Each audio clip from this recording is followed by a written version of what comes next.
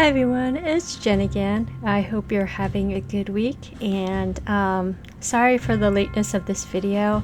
I was really just so kind of caught up in doing my writing for chapter 7 that I thought I wasn't even going to make a video this week because I just really wanted to focus on my writing while I was in a really good headspace for that.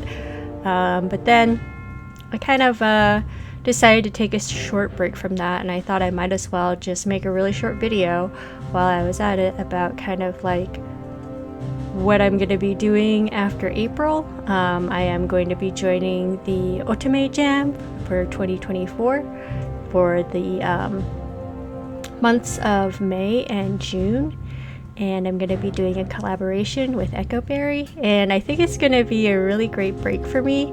So when I think of like what I want to do if I want to take a break, I don't really want to just sit around and like not work on projects, because maybe like I could do that for a day or two, but after a day or two I start to get kind of like empty feeling. Like I'm just happiest when I'm being like creatively productive.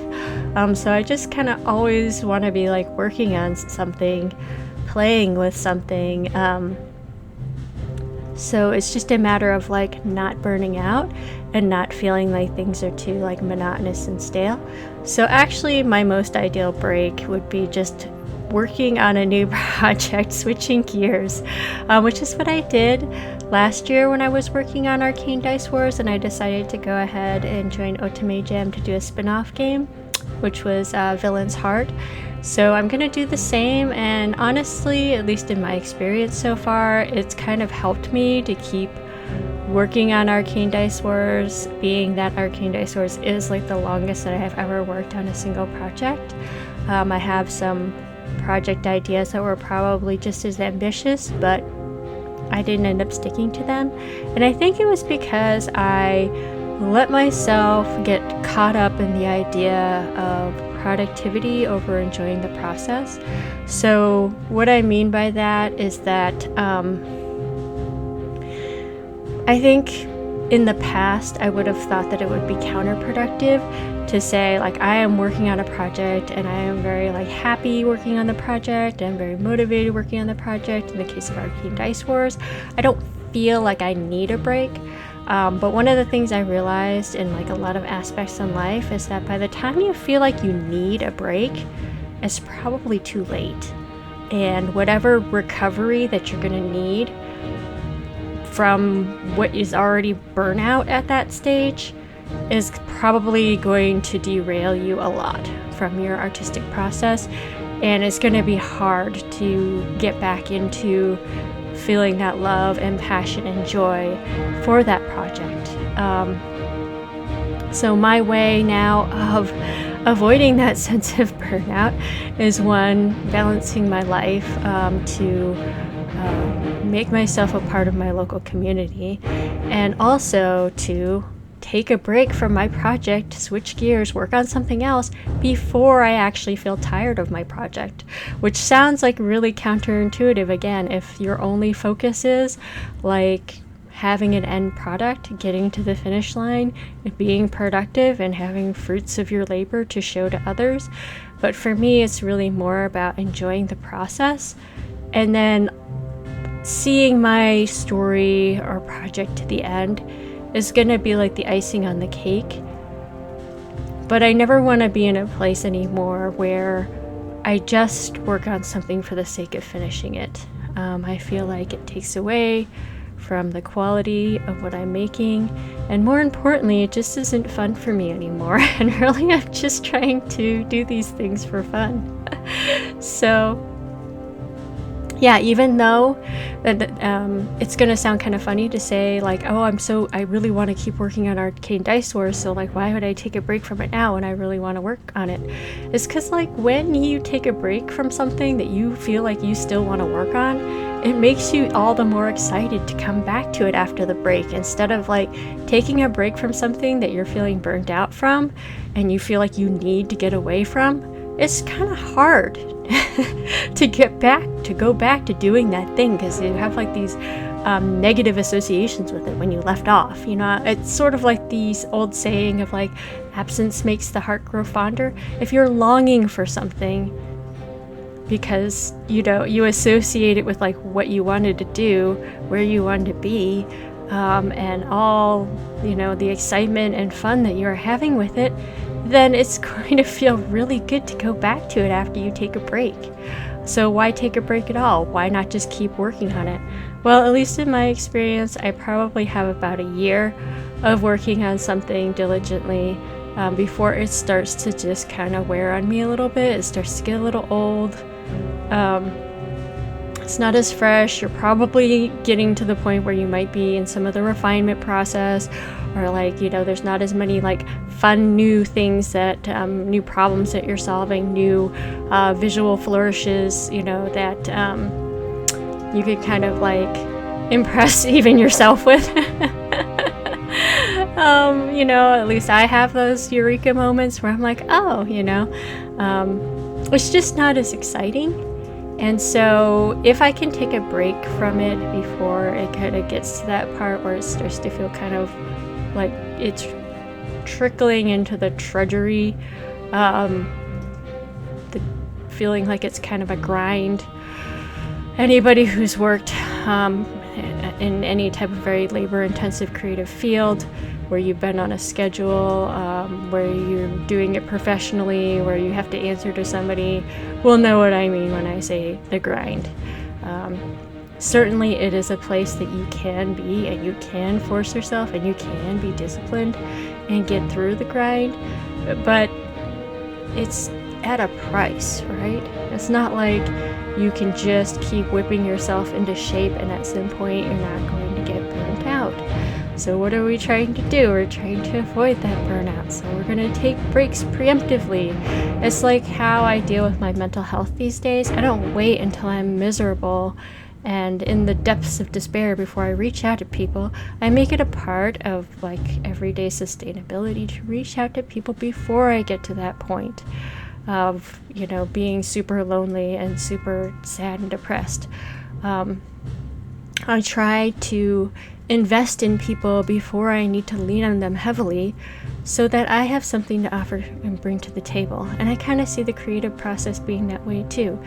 It's like, don't wait until it becomes something bad. You don't have to wait. You don't have to keep pushing it. You don't have to keep on taking from it. You can take a break, and then you'll be all the more excited to come back to it. So I think that doing a yearly game jam like Otome Jam is just kind of the perfect way of me to kind of structure around my creative process, and at least it worked out super well last year for me. So I'm really excited about doing it again this year. And while I'm at it, I am going to be collaborating with my good friend Ekkoberry. I'll put a link to her work in the description below. She is an awesome solo dev herself, and we are going to be making this spin-off mini game where we're actually have this little voting form. So if you are following the Arcane Dice Wars project and you would like to vote for your favorite character, I would love to get your input. We are going to be taking the top 5 characters with the most points to put it in the game. Alright, well, I think that's all I really wanted to talk about. You know me, I'm always just wanting to encourage people to pursue their passion projects in a healthy and sustainable way that facilitates joy and curiosity and wonder, and be exciting about life, That's what I want to be. I want to wake up excited for life, because these days when I think about what it means to be a modern adult, a lot of times the first word that comes to mind is tired. And that's one of the ways that I realize that taking a break preemptively is what really helps me to keep passionate and excited about my projects, because having a child and a family and a job, I'm constantly being taken away from my creative projects that I want to work on.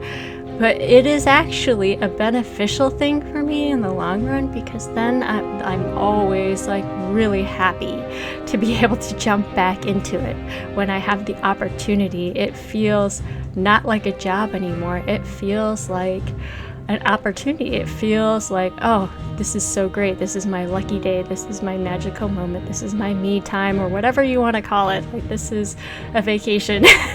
So, I have one last thing that I did want to remember to talk about too, along the kind of idea of I guess self-empowerment. I just want to encourage everyone who's maybe inspired to work on a project, thinking about a project, but they're sort of waiting for other people to fill certain roles, they're looking for specific tutorials or guides, or they're trying to follow somebody else's process in order to get into the process themselves. And I can see if you're coming from a point of view where you've never really had a lot of experience working in any particular creative process, like why having some type of a guideline or format could help you kind of have your direction to go. But really, I've found through a lot of self-teaching myself all types of skills that the best way to get into these things is to just do it yourself. A lot of people, in my experience, waste time trying to follow somebody else's process that may or may not work for them. And at the end of the day, I would rather still be doing the process than trying to just prepare, because you can't prepare for failure. You can't prepare to avoid failure. Failure is just a part of the learning process, and there is no 100% right way to do these creative kind of explorations. It's okay to not have the most optimal story, art, structure, coding, whatever it is. I don't like to do tutorials for that reason of, one, I am not a good programmer, and I will never profess for people to do things my way. They definitely just kind of work for me, and I feel like I am just band-aiding together solutions. But at the same time, I'm sort of unapologetic about it, because if it works and it gets me further to what I'm doing, I know that I gradually improve as I keep going on. I'm not trying to stay static and not learn. But for me, I need to get in and do it, and I need to do it wrong sometimes in order to get anywhere. So I just want to encourage everybody to not be afraid. Don't worry about wasting time, wasting effort, not making your perfect story come out perfectly on your first try. There are so many stories that you don't hear about the failures after failures after failures of creative people who you might see their story, their successful project, but they have mountains of failures behind them. And every one of those failures is a beautiful experience in its own right. I hope that you have a wonderful upcoming week, and don't forget to enjoy that process. Okay.